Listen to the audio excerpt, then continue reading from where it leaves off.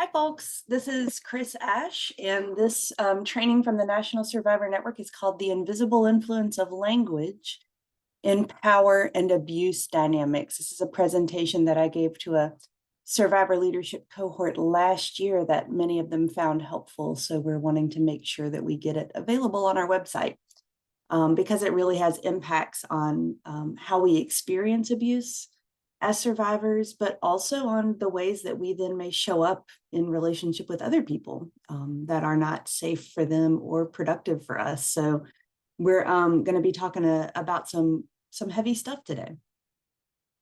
Again, my name is Chris Ash, and my pronouns are they, them. I am the Survivor Leadership Program Manager at the Coalition to Abolish Slavery and Trafficking, where I manage the National Survivor Network.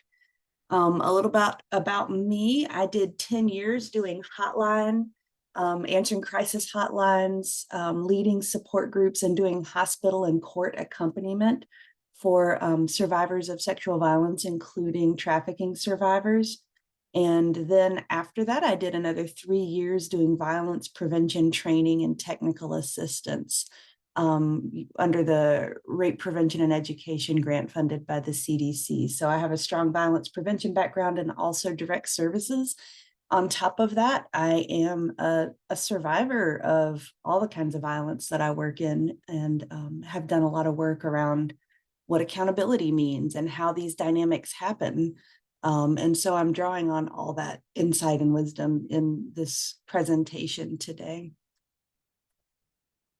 Because we're going to be teasing out some of the specific dynamics of how unhealthy situations can become abusive, the dynamics of how those abusive situations and behaviors show up in our relationships and in our lives, I want to mention this is going to be a heavy training. And those of us who have experienced abuse may have a mirror held up and see some of our own experiences of being harmed.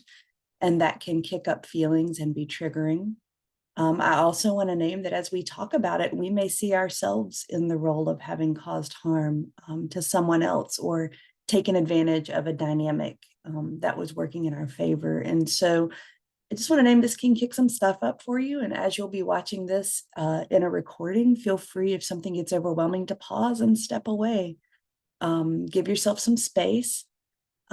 Also know that after this training, you may need some time to integrate it, sort of get reset, recalibrate some. So maybe if your schedule means that today, right after watching this recording, you're going to be jumping right into another meeting, you may want to wait and watch it on a time when right after you can do something to care for yourself, whether that's go for a walk, do some relaxation or breathing exercises, a little bit of stretching and movement, or maybe connect with a friend.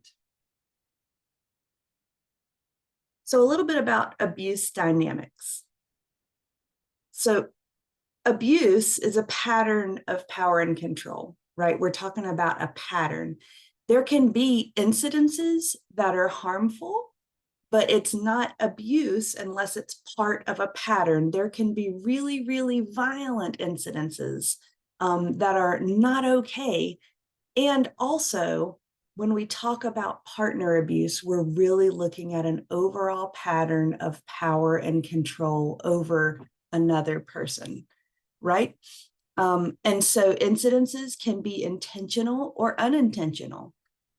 If I am running down the road, not looking where I'm going because I'm looking at my phone and playing Pokemon Go or Pikmin Bloom or whatever, and I accidentally elbow somebody in the face, that may not have been intentional. And also I caused harm, right? I hurt someone and I need to figure out how to make that right. And that might be an apology. It might be checking in to see if they need anything. It might be offering to sit with them for a minute if I clocked them hard enough that they're now sort of feeling disoriented.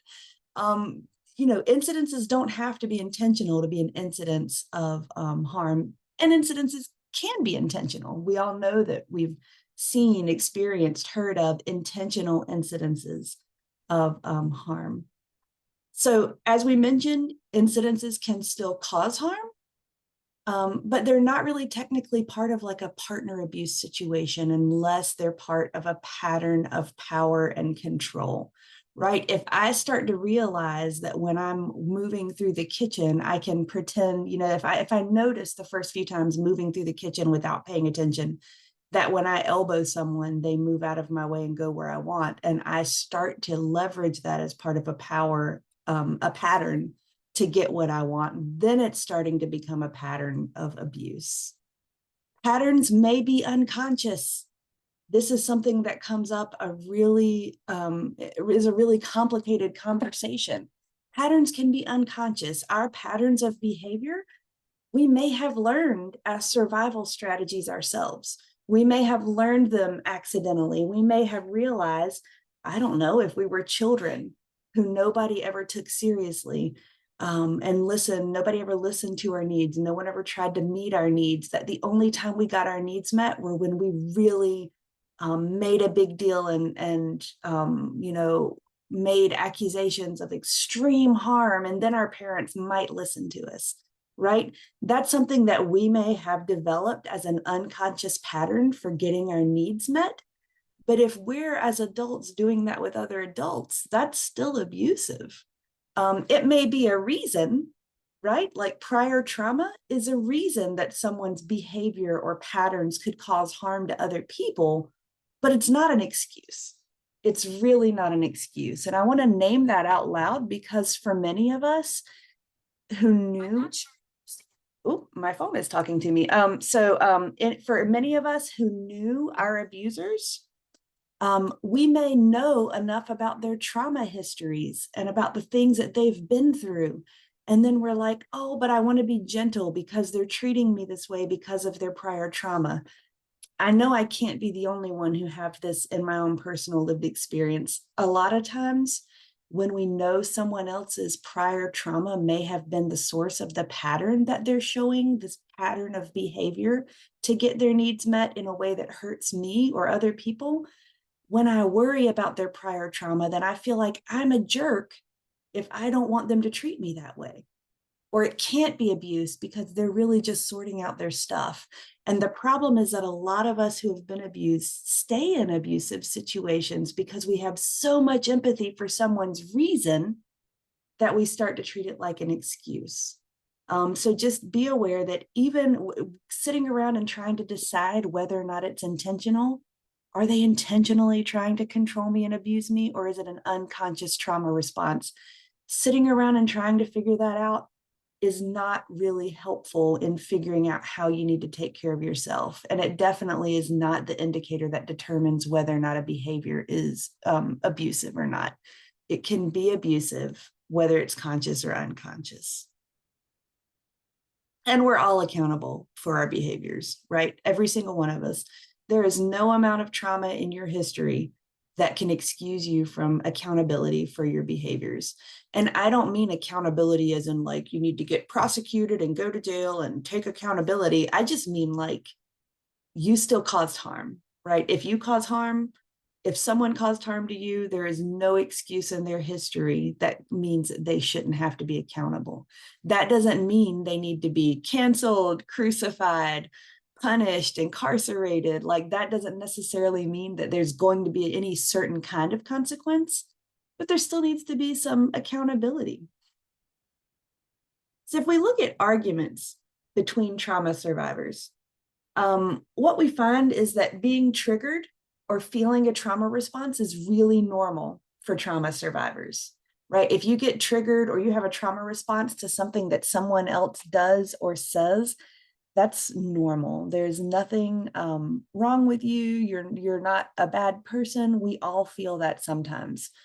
But being triggered or feeling a trauma response, that itself is not abusive. If I get triggered and I do what I need to do to take care of myself in that moment and not cause harm to others while minimizing harm to myself, that's not abusive. Me having a trauma response is not abusive. You having a trauma response is not abusive. When we are in conflict with people that we care about, though, our discomfort grows, right? Our discomfort starts to grow. We're in conflict with you. We want to be in relationship with you. We care about you. And I'm now really uncomfortable that we're in conflict. And that discomfort or distress about being in conflict with someone can really intensify if it's connected to an older or deeper trauma story. So an example of that is, for many of us, myself included, feeling trapped is rooted in one of my older and deeper trauma stories, right? When I've had feelings where I was trapped in a situation and couldn't do anything to get out of it, that kicks up some trauma for me because of my history. So if I'm in a conflict with another survivor or another person or friend or coworker or colleague, anyone, where I'm suddenly feeling like I'm trapped and there's nothing I can do to take care of myself, that kicks up a lot of trauma response in me. I feel very triggered, and I really have to pause in that moment to be like, whoa, I'm feeling trapped. I know that's one of my triggers. Maybe what I need to do right now is disengage from this conversation, right? Having a trauma response or being triggered, that's an incidence. That's not part of a pattern, right? That none of these things make you a bad person. If there's anyone who's ever told you that your trauma responses are abusive, trauma responses, triggers, those in and of themselves are not abusive. What you do with them is where the decision comes in about whether or not you're going to take care of yourself or allow your trauma to spill over to someone else. So what ends up happening a lot of times is we have these incidences. If we have a healthy resolution, right? Here's some incidences. We have two people, they're having a conversation, and then one of them says something the other doesn't like. That's our first little dragon here. And the other one's like, whoa, you just said something I didn't like. That triggered me. And now I'm going to kick it up a notch and I'm going to say something you don't like because we're having a conflict and I don't really like this. And then the other person is like, oh yeah, well, wait a minute. Now we see that third dragon coming in. I don't like what you just said. And we're having this conflict. And then at some point the light bulb goes off. Wait a minute. We are in one of these patterns. We're like starting to dip towards a pattern. We need to stop the pattern. We need to disrupt the pattern. We realize we're in conflict. I'm triggered. You're triggered. Let's give it a minute, right? Let's put that time in there. Let's give it a pause. We're going to give it a pause because nobody is going to come to a healthy resolution while they're acting from that place of being really, really triggered. And that pause may mean, depending on the kind of conflict, a few moments of being like, hey, I need a moment to think about what I want to respond because I'm feeling a little overwhelmed and triggered, and it feels like we're both a little escalated. Let's take a pause. And then you give it a few seconds, and then you come back. That pause may look like, hey, everything's getting really escalated, and I need time to really process and maybe check in with my therapist or my mentor before I respond. How about I give it a week before we pick up this conversation? I promise I'm coming back. I do want to have this resolution with you, but it's going to be next week. And if it's a really significant series of incidences that have kicked it up, you may even need a longer pause. And that can be really uncomfortable because a lot of us, we don't have a lot of distress tolerance. It's really uncomfortable for us to be out of relationship or out of community with people we care about, right? We want to get back in community quickly because it's probably also kicking up our abandonment issues. But that pause is not a punishment.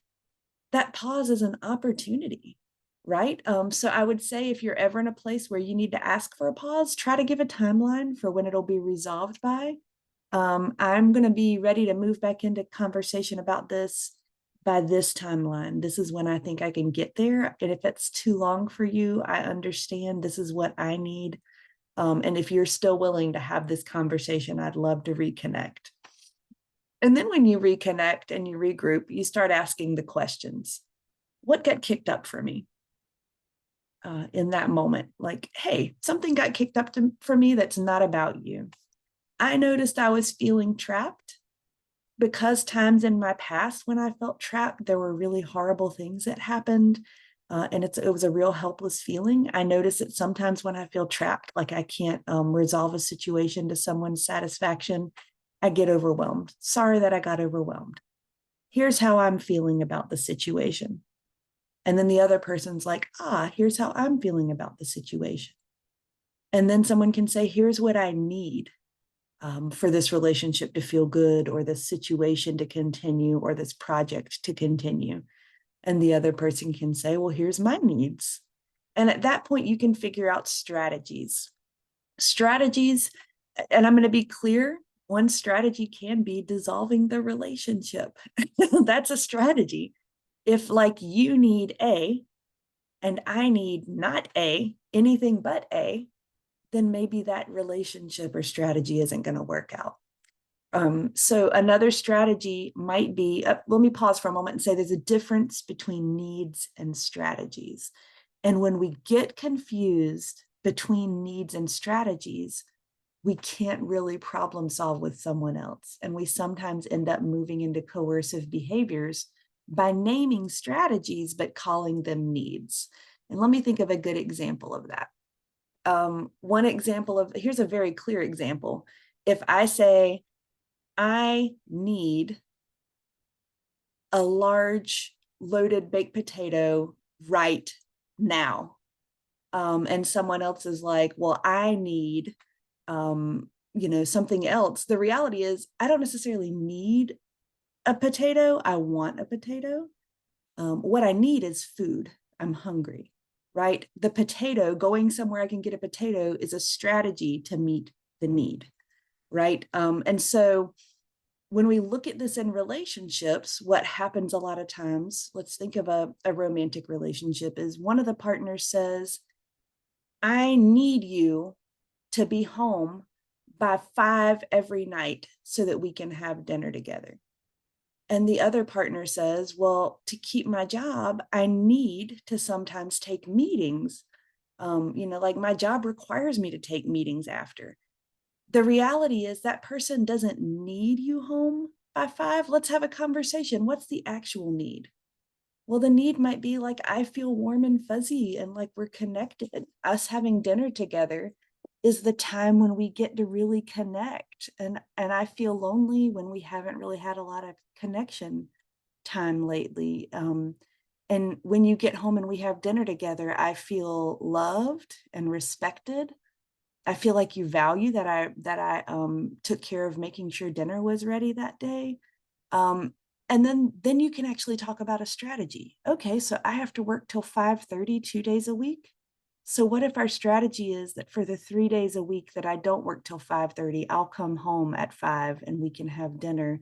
Would we be able to maybe move dinner time till 6 on the 2 days a week that I have to stay? Because I want to be connected to you too, right? So now that we've actually identified what the need is, which is to feel connected, respected, and like time with your partner is important, you can come up with a strategy that meets the needs and a strategy that works for both of you. So I want you to kind of think about that in your interactions, whether they're professional or social, romantic. Be thinking about when you articulate needs, is this the need or is this the strategy, right? Because the need is what you need, where you want to go. The strategy is how you're going to get there. And a lot of times, if we can figure out the need behind the strategy we're proposing, and we can tell the person we're in conflict with what our need is, they may actually be able to work with us. We can work together collaboratively to find a strategy that works for everybody and meets everybody's needs. So one thing that happens when we have abuse between trauma survivors, and I've actually seen, here's something we need to have a hard conversation about. You can be a victim of someone else's crime or a survivor of someone else's violence in one relationship. And in other relationships, you can be the perpetrator of the crime or the person who harms someone else in a pattern of power and control. We all know that. That's how intergenerational trauma works. If we want to be really, really clear, someone is a victim or a survivor of abuse, and in other contexts or other times in their lives, they reenact that abuse on other people. So I want to kind of highlight just how trauma and triggers come into play with this, right? So if we start at the beginning, we have two trauma survivors. They're in relationship, whether it's a professional relationship, whether it's a romantic relationship, whether it's a friendship. And something happens that doesn't feel good. And we see this first person says something. Hey, that didn't feel good. Why are you such a jerk? And then the other person is like, whoa, now I'm triggered too. And I'm going to be a bigger dragon to try to stop this conversation, because in my past, I've learned that the only way that I can get what I need is to be a bigger dragon, right? If I'm the big dragon, then the other person will stop bothering me. But what happens is when you have people who both have these trauma histories, they're like, oh yeah, well, I can be an even bigger dragon.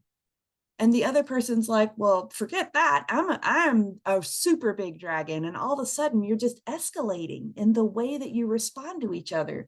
And what happens is this pattern can keep escalating. And at this point, what we're seeing in this pattern is still a bunch of incidences, right? We're seeing a bunch of incidences that are starting to lay out a pattern.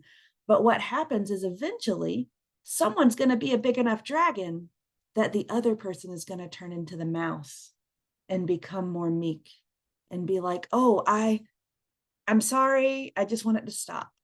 You can have your way, I just want it to stop, right? So while we're seeing this increasing incidences of harm and mistreatment and aggression, it's still not technically an abuse pattern yet.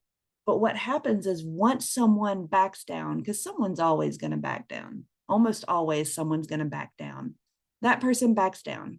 They may think they're being the bigger person. They may be scared. They may have power dynamics at play that make it to where they can't push back anymore, but they become a mouse. They back down. I'm not a dragon anymore. What may happen is the biggest dragon may then recognize that engaging in this behavior ends the discomfort and distress that that conflict is causing them. They're like, oh, finally, I'm not uncomfortable with being out of relationship anymore. Look at this, we're back in relationship again, right? At that point, if they want, they can choose to seek help for better coping strategies. If you've been in the situation where you see that you were the biggest dragon and someone backed down, that might be a good chance for you to say, whoa, I don't want that to be the way I handle conflicts. Reach out, get connection, get therapy. If you've been the mouse and someone does this to you once, this is where a pattern can either continue or get disrupted. And hopefully this is a point where someone will disrupt that pattern and seek out support. But a lot of times they don't. If they don't reach out and get help, then we start to see an unhealthy pattern develop, which means that the next time things don't feel good, they start to escalate. We're becoming bigger and bigger dragons, but the person who becomes a mouse is like, I just want to get this over with. I just want this over with. The person who's being a bigger dragon is like, I just want this over with. I want to be not uncomfortable anymore. But you start to find over time that the pattern changes and it takes less and less escalation each time for the person who is being abused to stop pushing back in the way that they otherwise would. They are being scared, right? You're scared because what starts to happen is this person doesn't even have to be a dragon anymore. They just say, I don't want to be a dragon, or remember that last time I was a dragon? And immediately we have someone who's scared because they're remembering that pattern of how abusive that behavior became, how frightening that behavior became. And it can be very, very subtle. And this is how a lot of times, even between people who've experienced trauma, we see situations where trauma survivors, in fact, become abusers. They may not even want to. All they know is they don't want to be in discomfort, the discomfort of being out of relationship with someone that they care about, out of relationship with someone that they respect, out of community with a community that had meant a lot to them. It doesn't have to be conscious. It's still establishing a pattern, right? The way language plays into this, right? When we think about this escalation pattern that we have here, we have Some of these may include condescension, reminding people of past mistakes. You never get anything right. Subtle insults, right? Those insults where you know it's a jab, but you wonder if you're reading it correctly because maybe you're imagining it's a jab. We may see blame, metaphors, manipulation, and threats. The tone of voice changes. Someone's body language can be really aggressive, right? Someone can say the nicest thing ever, but if they're saying it while towering over you and positioning themselves in a way that they know is meant to intimidate you, that can be part of this escalation. It can be overt slurs, repeating false narratives can be part of that. So saying it over and over, you never told me that. I told you that 5 times, right? You start to see this happen down, and then you start presenting strategies as needs. Well, I need you to blah, blah, blah. That's not a need. That's a strategy that involves someone else meeting your needs in whatever way you choose, whether they're willing or able to or not, or whether it crosses their boundaries or not. We also see that threats don't have to be of harm to the person being abused. We start to see things like I'm threatening to leave in the absence of actual boundary violations. We see that a lot of times with people engaging in patterns of abuse when it's like, I'm going to leave if you don't do what I want. And it's not, I'm going to leave if you don't stop crossing my boundaries. It's, I'm going to leave if you don't extend yourself in a way that you've said it crosses your boundaries so that you can meet my needs, right? Because now you're kicking up someone's attachment trauma on purpose to make them compliant. It can be threats of harm to self. The vast majority of abuse survivors who I know have had someone threaten to kill themselves if they don't do what they want them to do. That in and of itself, threatening harm to self, is a very, very common abusive and manipulative behavior. And it can also be threats of exclusion. So if you don't do what I want, I'm going to exclude you from our common spaces and places where we both have community. If you don't do what I want, I'm going to blast you and tell everybody that you're horrible or sign a sign-on letter about you or whatever. Those are, in fact, also threats of exclusion, can be threats of that are used in that escalation. So we mentioned earlier, one of the things that can happen is presenting strategies as needs. So a need is a fundamental requirement for someone's well-being, and those are non-negotiable. Your needs are non-negotiable.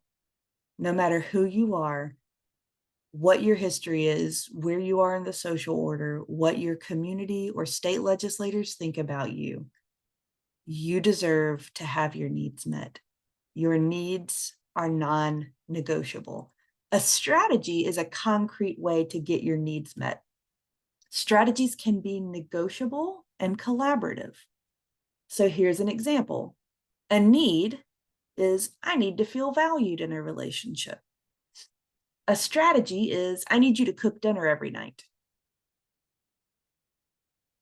That strategy, you may perceive that strategy as meeting that need, but be clear, one of those is a need, the other one is a strategy, and there are multiple strategies that could help you feel valued. A need is, and this is professional, I need our meetings to feel less overwhelming, right? If I'm going to be attending these meetings, they need to feel less overwhelming. A strategy is, I need you to stop disagreeing during meetings, right? That's a strategy. That doesn't meet the need. The need isn't that you need this person individually to stop ever disagreeing in meetings, because that's then starting to expect a pattern of power and control. But the need is, when our meetings feel overwhelming and chaotic, it's hard for me to stay present, right? I need them to feel less overwhelming. And so maybe there's other strategies, like maybe we set aside separate time to hash out one of the disagreements so that it has the time and space it needs to be addressed thoughtfully. Another sneaky and subtle one is presenting control and calling it boundaries. This is a big one. A boundary is when you decide what you will do. Your boundaries are essential to your self-care and wellness, and you deserve to have your boundaries respected by other people. No matter who you are, you deserve to have your boundaries respected. Control is when you tell someone what they must do. Control is a part of toxic dynamics that can be abusive. Not every toxic dynamic is abusive. Plenty of situations where we have toxic relationships that are do not become abusive, or toxic dynamics that are not necessarily abusive, but control is a part of that. So a boundary is, I will not be around you if you have been drinking or using substances. Control is, my boundary is for you to stop drinking, right? That's not a boundary. That's telling someone else what they need to do. Your boundary, you can't control what someone else does, but your boundary could be very realistic. If you've been drinking or it's apparent that you're under the influence of substances, I'm not going to be around you. We're not going to have phone calls. We won't meet during that time. A boundary is, I'm going to silence my phone in the evenings and weekends. Control is, I have a boundary that clients can't call me after hours. Now, to be fair, you can tell your clients not to call you after hours. That is fair to say, I don't answer my phone after hours, right? You can't get services then. But let's imagine that someone calls after hours and you answer your phone and you get mad at them and you're like, I told you I don't take calls after hours. You just answered your phone, right? If you have a boundary, stick up for it. That happens a lot of times to where you say, I'm not replying to any more messages about this for now. We'll pick it up next week. And then when someone keeps messaging you, if you reply to every message, you're violating your own boundaries at that point, right? So this is the difference between a boundary and a control. Boundaries is where you're like, this is what I'm going to do to take care of me because I recognize that I can't control you. Control is where you try to tell someone else what they can do, right? Some other things that are sneaky and not quite as subtle as people realize is weaponizing power dynamics, right? And so there's two different ways power dynamics get weaponized. The one that we talk about the most in partner violence communities, because it is in fact super, super, super common, and the most common, is power over. So power over is if you have a housemate and you tell them, if you don't like it, move out, when you know they can't afford to move out or go anywhere else. Or telling a woman of color, you always get so angry when I disagree with you. Why are you so angry? When you know you're trying to weaponize the trope of an angry Black woman. Or if you have a disabled partner who is not doing what you want them to do, and you know that they require a certain amount of assistance to do something, and you're like, fine, do it yourself, and leave the room when you know they're not able to do the thing that they're trying to do themselves. Those are all exerting power over someone to where you're weaponizing the institutional power, the structural power that you may have, whether it's economic security, racial privilege, or being able-bodied. Like when you weaponize those against someone, that's using power over. There's another kind that happens that we don't talk about as often called power under. And these power under abuses are really hard. So an example is if someone who is a person of color has a white partner and becomes very violent. Let's imagine a situation where they assault this partner. And as their partner is crying, they say, spare me your white tears. And what they're doing in that moment is they're having a partner who has a institutional power, structural power identity, who they have weaponized control over in other ways to assault them and abuse them. And they know that this person cares about social justice. So they know that saying, spare me your white tears, will make that person, it'll gaslight them into thinking, is this that thing that we hear people talk about when they talk about white tears? Like, should I not be crying over the fact that my partner just assaulted me? right? So that's weaponizing your power under, weaponizing that less privileged identity to someone who cares about social justice to try to get what you want. Another example of power under is weaponizing your survivorship as a survivor to pressure colleagues who don't have lived experience and to shut down dialogues during collaborations. I'm going to be clear, most survivor leaders do not do this. I'm just going to name that. This is not something where I'm saying, this is why you shouldn't work with survivors. That would be a horrible takeaway for this. But speaking to the survivors who are watching this video, if you have ever done the thing where when you're not getting your way and you're getting uncomfortable with the with the conflict and you're not feeling heard, and instead of really trying to either carve out spaces to be heard or leave, you realize you can weaponize, oh well, I'll just tell everybody you're not survivor centered against an organization to get what you want. And in situations where it's genuinely just normal workplace conflict and you start to leverage that, that's an example of power under manipulation, which is where we're weaponizing our less privileged identity to get what we need. To be clear, a lot of times that's the only way we can get power in situations. It doesn't have to be conscious, it could be unconscious, and also it can still turn into a pattern of power and control in which someone is being abused by this weaponizing of power dynamics. So power dynamics can change based on the context. So if you think about these different contexts that we have, like our race, gender, education, the level of formal education we have, cultural norms, prior trauma, whether or not we have prior poverty, economic security is one, and we may have power, more or less power in our culture, in the movement, in a romantic relationship, or in a community. So two people can share the same race and gender and be in a relationship, and they may have similar power dynamics in their culture, but in that relationship, there may be one who has other power dynamics over the other. Um, I think about this because of the position a lot of well-known survivor leaders have. They may have pretty good high power dynamics in the movement, more access to institutional power, more visibility, more of an audience in the movement. And that doesn't change the fact that in our culture or in their communities, they may not have as much institutional power, economic security, or any of these other things. I name that because sometimes for survivors, it's really hard when we know that in our culture or in our community or in some of our relationships, we don't have as much power. We are so used to thinking of ourselves as being on that lower rung of power that we forget that in certain movement spaces or organizations, we have a lot of power. And we need to be thoughtful about how we maintain boundaries and respond to other people's boundaries, so that we're showing up in ways that are conscious of these power dynamics. Also think about who your accountability people are.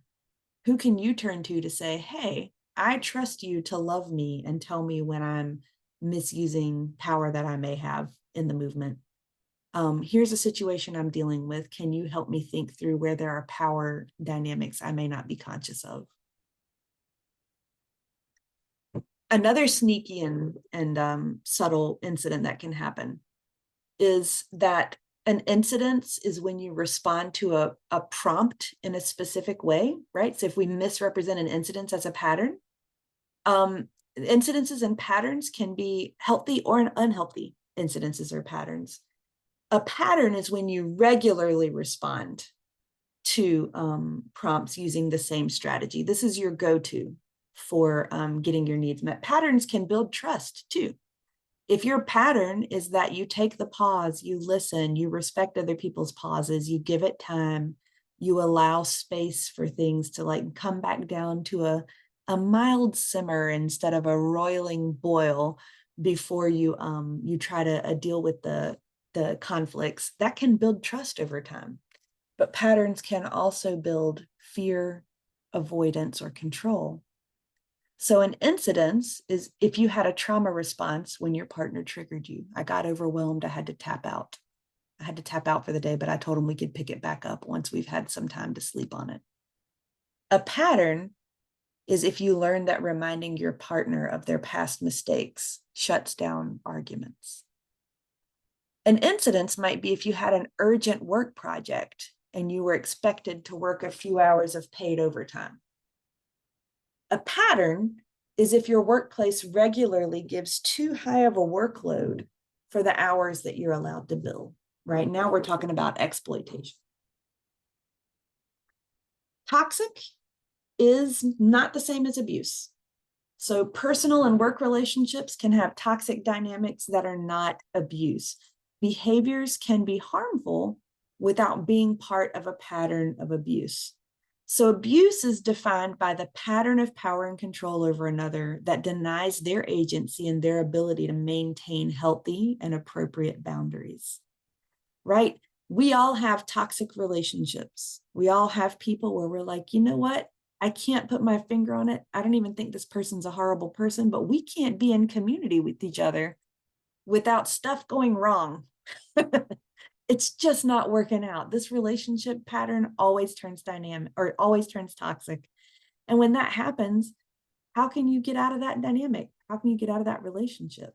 There may be people, other survivor leaders in the movement, who every time you try to collaborate or have interactions with them, something toxic ends up emerging.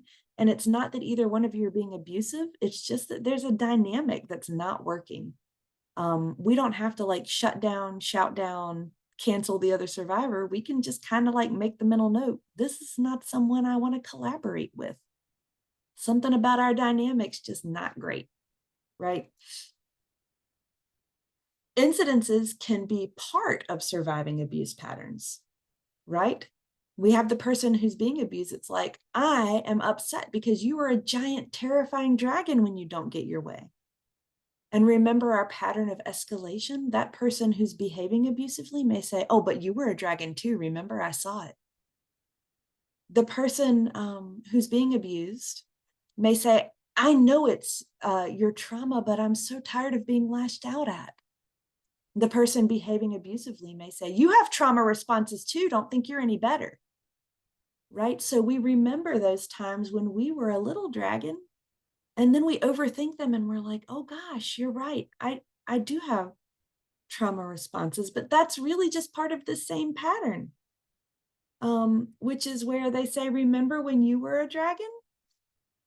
And automatically that's bringing you back down and keeping you from responding because you don't want to become a dragon again. I'm afraid now that if I say anything to advocate for myself, what if I end up becoming a dragon? And that then becomes part of the pattern of power and control. And that can be used to create even further isolation, right? So you have this person who goes out with their friends, the person who's abusing you, whether it's an intimate partner abuse, a friend who's behaving in abusive ways, or a colleague who's behaving in abusive ways. They go out to all their friends and they're like, yeah, so-and-so was a dragon. What a dragon. And their friends are like, without having the context of the whole escalation, are like, what a jerk. Maybe one of the other friends or colleagues is like, that's so controlling. That really sounds abusive.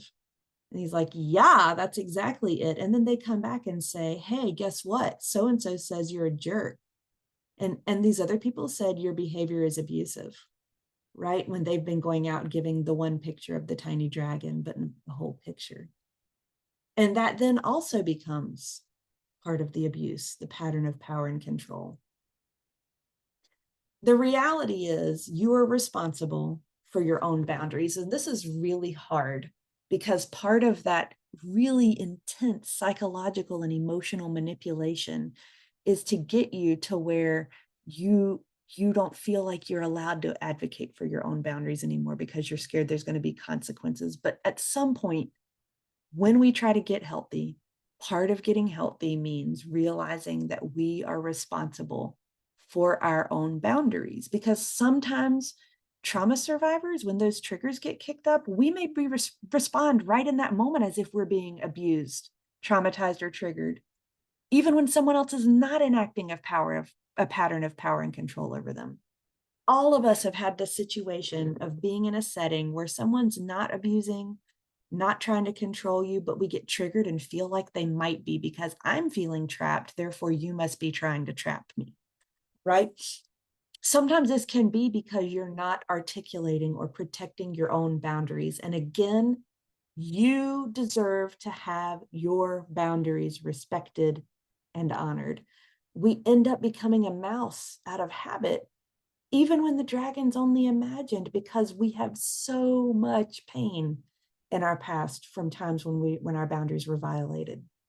An example of this is if someone's like, I keep telling him I won't tolerate being screamed at and yelled at, and he keeps doing it. Well, what do you mean by not tolerate? What does that mean? Right? Like, how are you protecting your boundary? How are you taking care of yourself the best way you can? Maybe you can't get out of that relationship right now, but what can you do to be thinking about what you're going to need to take care of your boundaries and building towards that future for yourself? Another example of this is every time I bail her out of the mess she's in, I tell her it's the last time because I can't afford to keep helping. Every time you bail someone out of the mess, you say it's the last time, but then you do it again. This gets very confusing for someone who's reaching out to you for help too, by the way. So how are you going to take care of building a ramp towards having that boundary respected? If you're not yet in a position where you feel like you can take a hard line and honor that boundary, what are you going to do to start moving towards that? Another example, ugh, every night I get work-related texts in the middle of the night. I'm not even supposed to be available then. Mute your colleagues, mute them after hours, silence your phone. Don't give people your personal cell if you can avoid it. What are the boundaries that you need to protect better to take care of yourself so that you're feeling less frustration? Because this is just going to leave you to feel angry and frustrated.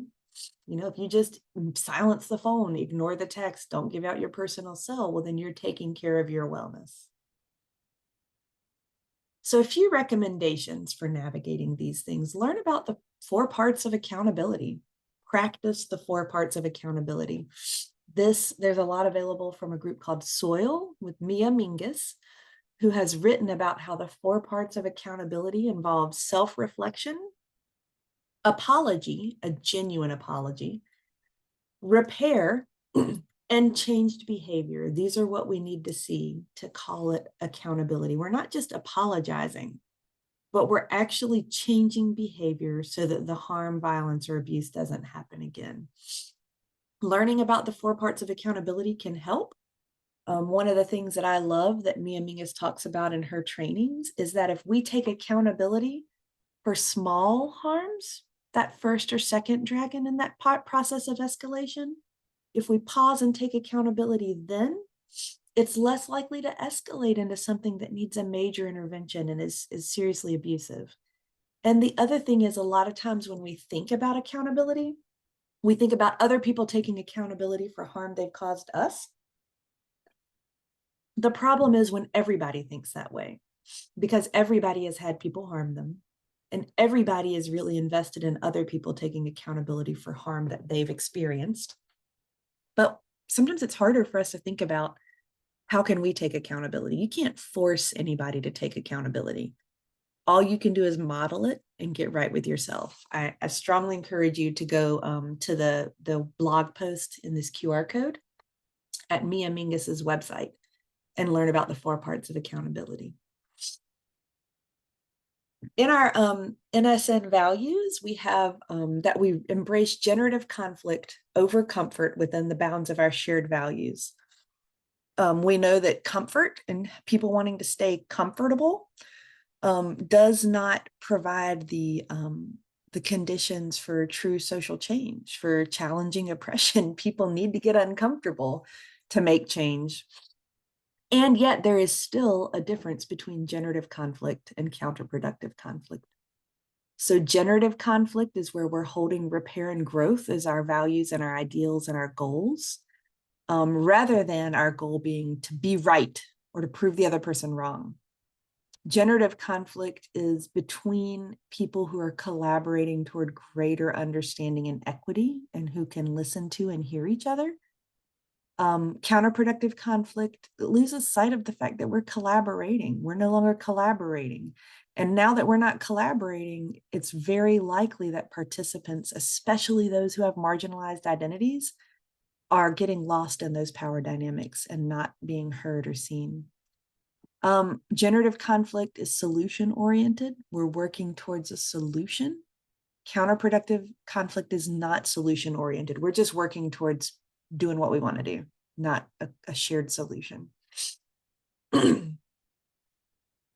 When you are supporting a friend or survivor, these are some steps you're going to want to take and things you're going to want to remember. You're going to want to listen with presence and attention. You are not going to be able to support a survivor friend or a friend who's experiencing a pattern of harm or a friend who's maybe needing to take accountability and asking you for help. You're not going to be able to support them if you're distracted, not in a good place yourself. It is okay to let someone know, hey, I worry that in my current state, whether it's, I just can't be fully present for whatever reason, that I'm going to run the risk of escalating harm instead of really supporting you. I don't know that I can be the support you need right now. Right? Because if you're with someone who's dealing with situations like this, you want to be able to listen with presence and attention. Note any power dynamics that you are hearing. People can be good people, and there can still be power dynamics at play that they may not even be conscious of. So take note of that and feel free to name them as you're supporting your friend. Remember that an incidence is not a pattern. Do not be the friend sitting at the table when they say, oh, they were a small dragon, is like, oh, that's abuse. That's horrible. It's a pattern. Listen carefully. Are we talking about an incidence? Are we talking about a pattern? What led up to that incidence? If someone, I don't know, I'm thinking of an example. If someone threw a dish at a wall, immediately, if we hear that, we're like, oh, that's abusive. But if it's like, I threw a dish at a wall because someone was running towards me about to physically assault me, and I was trying to, just like they say, wave your hands in the air when a bear is coming at you to be scary. Like I was trying to be scary so they wouldn't assault me. That's context, right? Remember that harm does not automatically mean abuse. People can get hurt. People can experience harm. If you go to nationalsurvivornetwork.org/harm and repair, you can find a document where we outline some of the differences between hurt, harm, and abuse. Harm does not automatically mean abuse. People can unintentionally or intentionally harm each other all the time. Sometimes harm is just part of our interactions, and we have to figure out if repair is possible. I know what a lot of times the way people in the anti-trafficking movement talk about harm reduction is kind of looking at harm as this outlier that we all try to avoid, when the reality is the majority of the ways we exist in this universe has the risk of some kind of harm to ourselves or to someone else. That doesn't automatically mean abuse. You're also going to want to validate someone's feelings, even if the story or the interpretation of it doesn't make sense to you, right? So sometimes people can have the facts, but their interpretation of it may be weird. I can give you an example. This is a concrete example from my life of someone who I hope is not watching this training. My former mother-in-law, once we had a situation, a conflict. At some point after that, unrelated to the conflict, I'd changed my phone number. I let her know the new phone number. She did not save that new phone number in her phone because she was frustrated with me.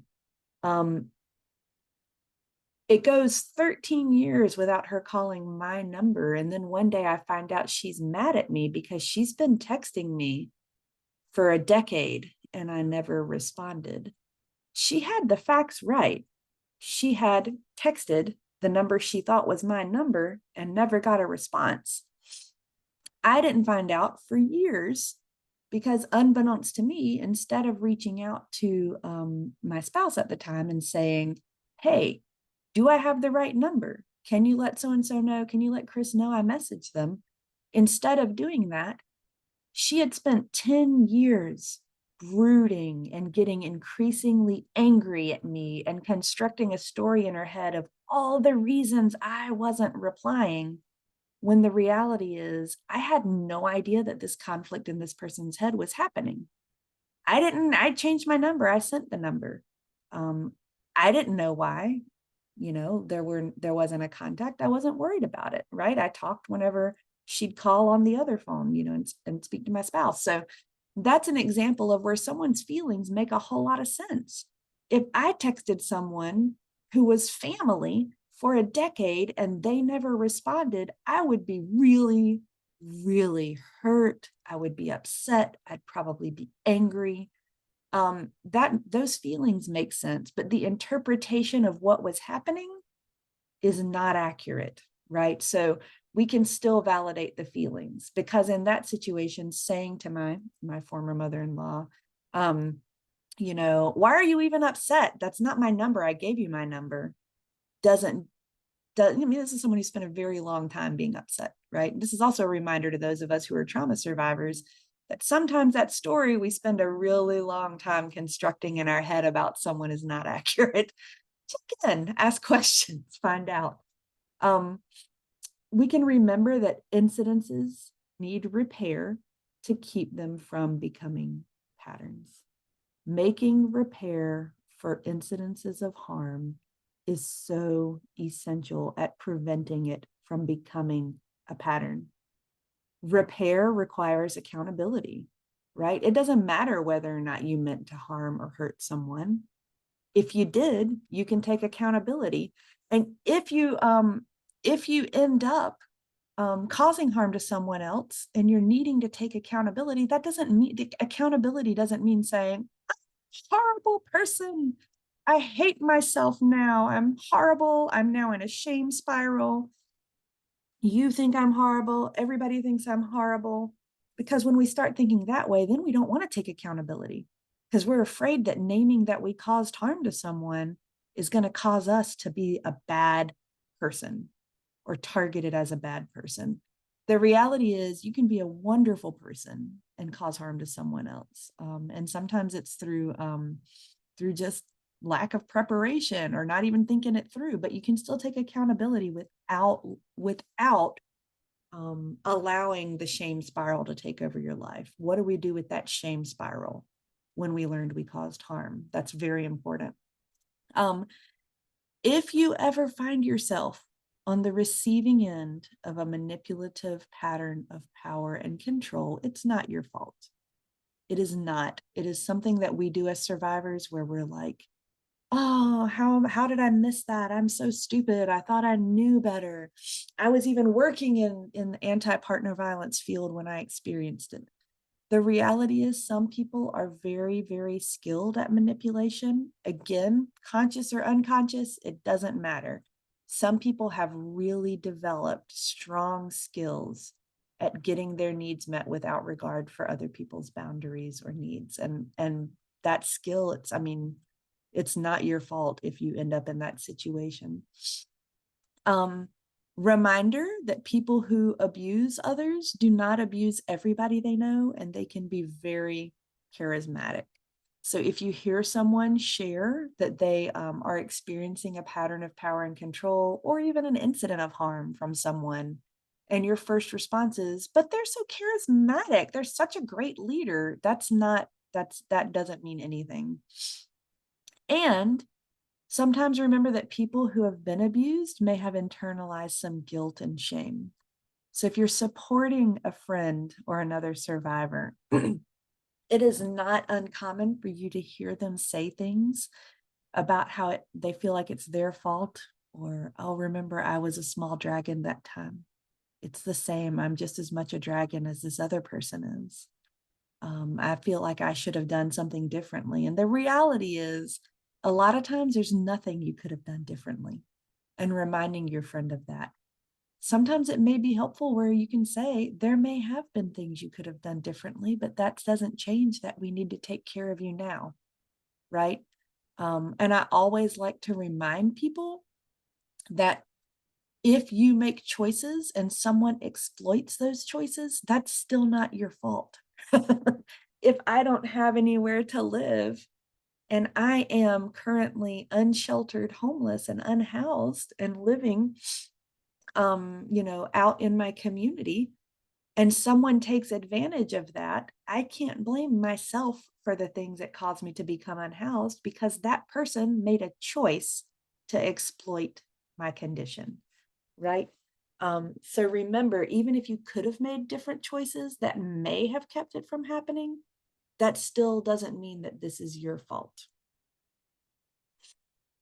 So remember, in our workplace, these power dynamics come up. This comes up a lot when we're dealing with survivor leaders who are working in the field. These can come up a lot. So name the power dynamics so that they can be acknowledged and addressed. Remind people that you're working with that they can say no and honor their boundaries. And they may be scared to, and there may be consequences if they honor their boundaries. Part of supporting them in the workplace is reminding them how to prepare for those consequences. Okay, so here's the consequences you're afraid may happen if you honor your boundaries. Let's come up, it's like safety planning. What is the plan for how we're going to take care of ourselves when that happens? Let people know you're interested in hearing their boundaries. When we have not had people show interest in our boundaries, sometimes we hesitate to share them. So sometimes it's sort of like opening a door to invite someone to walk into the room with you. They may not feel safe or comfortable due to their past history, just automatically sharing their boundaries. So you may need to sometimes remind people, I want to hear your boundaries. I want to respect your boundaries, but I'm not very good at guessing sometimes, and I need someone to explain. And I would love it if you would share some of them with me so I can be in good relationship with you. Remember to articulate your needs and boundaries and collaborate on solutions that meet everyone's needs and boundaries when you can. If you're in a situation where your actual needs and your actual boundaries are in conflict, that's not a good partnership or collaboration. If you're in a workplace where your needs and your boundaries are at complete odds with the organizational needs and boundaries, or the majority of your coworkers' needs and boundaries, that's probably not a great, healthy workplace for you. And again, we all do what we have to do to survive and make our income while we're when we need the money and we're in that situation. But start thinking about, can you build the exit ramp? Right? Because it's not a good alignment. Name when you see a pattern forming. Do not let it go unnamed. If you're in the workplace and you see a pattern forming, name it. You can say, I'm noticing that the last 2 weeks I've had more tasks put on my plate than I can reasonably manage in a regular work week. And I know I'm a good employee and that it's not that I'm not capable. I really think we need to talk about realistic workloads. Name that. When someone articulates a need to you, remember that multiple strategies can meet that need and that your needs matter too. So again, if someone's like, I need you to cook me dinner, you might be able to say, well, it sounds like you need to eat, right? We need to have dinner. Let's talk about strategies for us to have dinner ready because I'm not able to cook today. When someone articulates a boundary with you, sometimes we can feel hurt and scared. It can kick up some of our old triggers because in the past, people have said they were asserting boundaries while harming us pretty significantly or while abusing us. And so we hear that boundary and we think, this person hates me. They think I'm a bad person. But there's a quote, and I can't remember if it's Prentice Hemphill. I'm sorry that I don't have it cited. But the quote is, a boundary is the distance at which I can love you and me both. Someone telling you a boundary instead of just bailing on you, them telling you a boundary, it means they still want to be in relationship with you. What a gift. They're telling you what they need to stay in relationship with you that they want also, right? So receive that boundary as like, this is a sign that this person wants to be in community with me. And then the final comment is, don't mind read. Don't mind read. Don't expect other people to read your mind either. And so again, I'm going back to that story I shared about the phone number changing and a decade of texts. There was some mind reading happening about what was going on. Don't expect other people to read your mind. Don't mind read. Ask, what is the conflict here? I'm noticing that it's been that the last 3 times I've reached out, so I've texted, you don't reply. Maybe I send an email. Maybe I reach out to a mutual friend and say, hey, I'm trying to get in touch with so and so. I don't know if I have the right number. Can you check in with them and see if they got the text or let them know? Like, take a step to sort of figure out what's going on. Don't mind read or make assumptions. Don't assume people hate you. Don't expect other people to read your mind either. Tell them what's going on. I know we pull away from conflict because it's scary, but when we lean into generative conflict, we can prevent incidences of harm, which are so normal among trauma survivors, from becoming manipulative patterns of power and control.